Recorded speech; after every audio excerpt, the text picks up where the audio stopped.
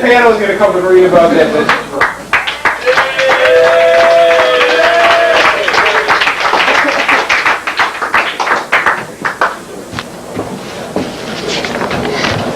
This is the true story of how the Fugs came about. Louder. This is the true story of how the Fugs came about. Good? Oh.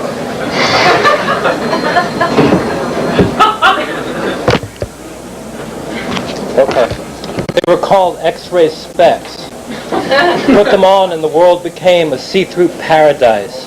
You'd always see ads for them in the back pages of magazines like True Detective, Argosy, or Nugget, right next to the ads for the Sea Monkeys. But while the Sea Monkeys were an obvious rip-off, the X-ray specks you weren't so sure about.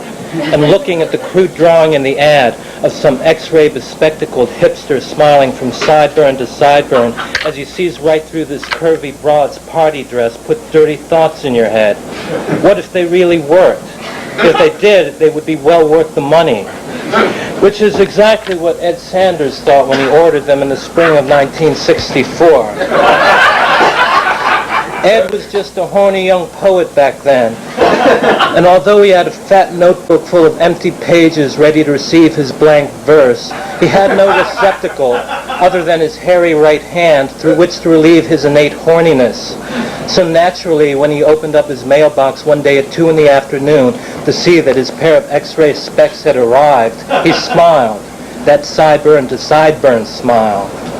Ah, yes, he said to himself, the real fucky. Ed immediately headed towards Washington Square Park, which he thought would be as good a place as any to try them out. But on the way he had a thought. I'll show them the Tuli, he said, again talking to himself. In those days he was always talking to himself. It'll impress the shit out of him. The man Ed wanted to impress was Tuli Kupferberg, who at that time was already something of a fixture on the village scene. Ed looked up to Tuli. Tuli was older, more experienced, and seemed to know just about everything. But this pair of X-ray specs, Ed was sure, would take him completely by surprise. Ed got to Tuli's apartment and knocked.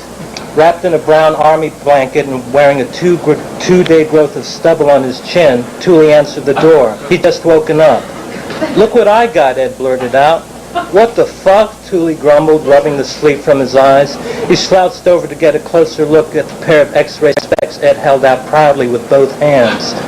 So you got some fruity-looking shades. Big fucking deal. I'm going back to sleep. These aren't shades, man, Ed argued. These are fucking X-ray specs. They're the real thing, man. The real fucky. The real fucky. Shit, Tuli, you know what I mean. Tuli grabbed them and was about to put them on when Ed stopped him. Don't look at me with those things. Let's go to the park. Let's try looking at some girls with these things. Girls, Tuli mumbled. Oh, okay, girls. Tuli got dressed and he and Ed walked to Washington Square Park, the X-ray specs burning a hole in Ed's shirt pocket. When they got to the park, it was crowded, lots of people, lots of girls.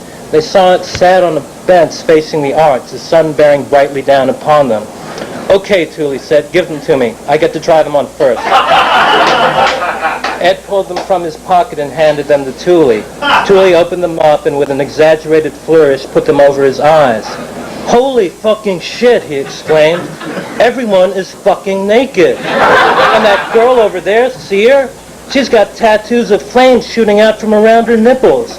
And that guy over there, he's got 2 dicks. What a bunch of fucking freaks.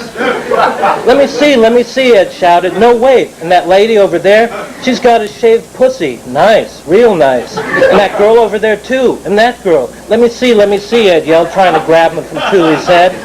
Tuli pulled away and stood up, doing a 360-degree turn as he gazed all around the park. I have seen the best bodies of my generation, stark fucking naked. He pulled the X-ray specs from his face, bowed, and threw them to Ed, who immediately put them on. Ed looked all around. He looked up and down. He looked around again. What the fuck? I don't see anything.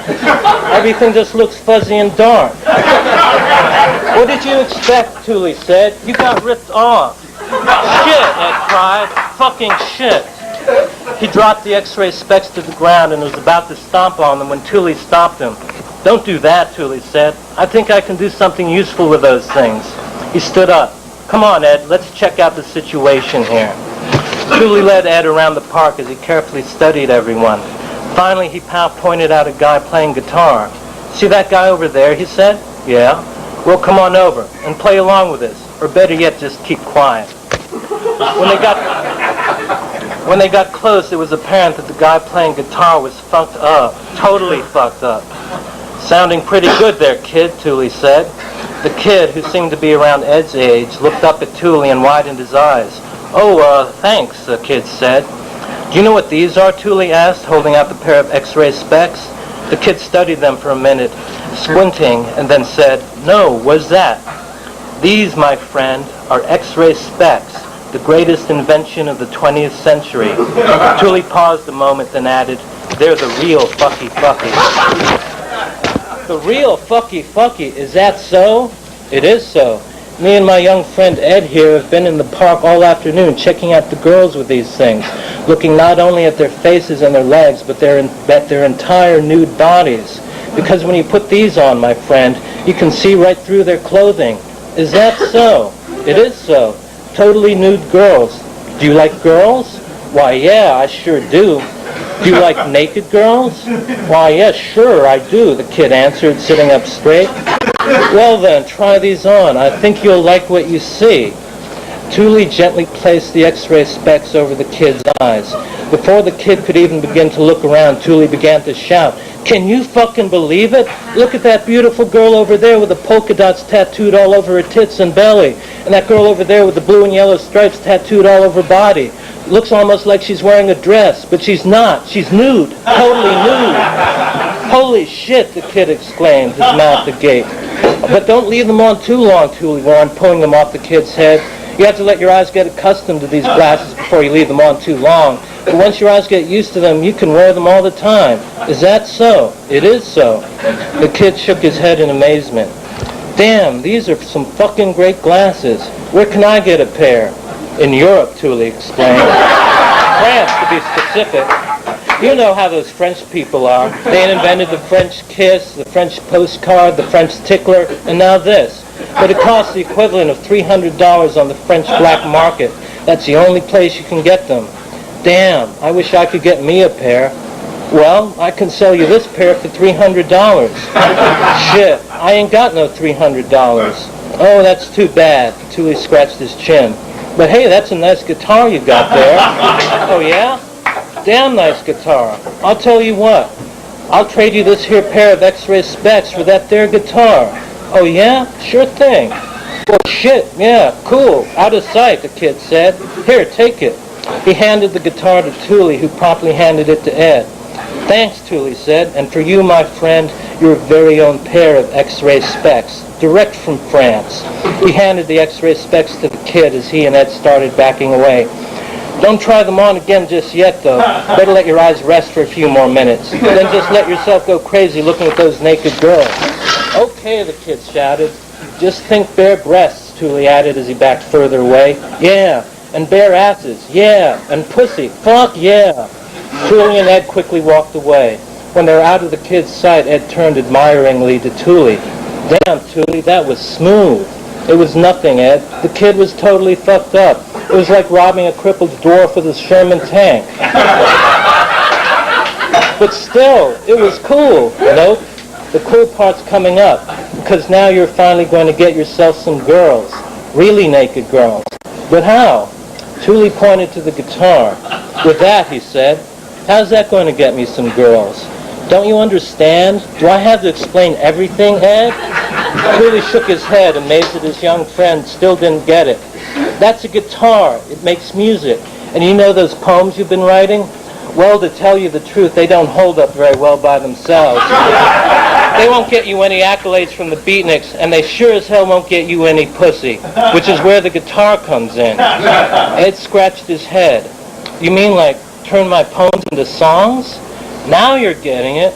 Though now that I think of it, you and a guitar isn't quite enough.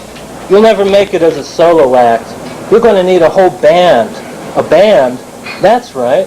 Shit, I'll even help you out. I know a couple of other guys. We can all be in your band. Ed shook his head. Still, I wish those X-ray specs worked. You still don't get it, Tuli said, raising his voice.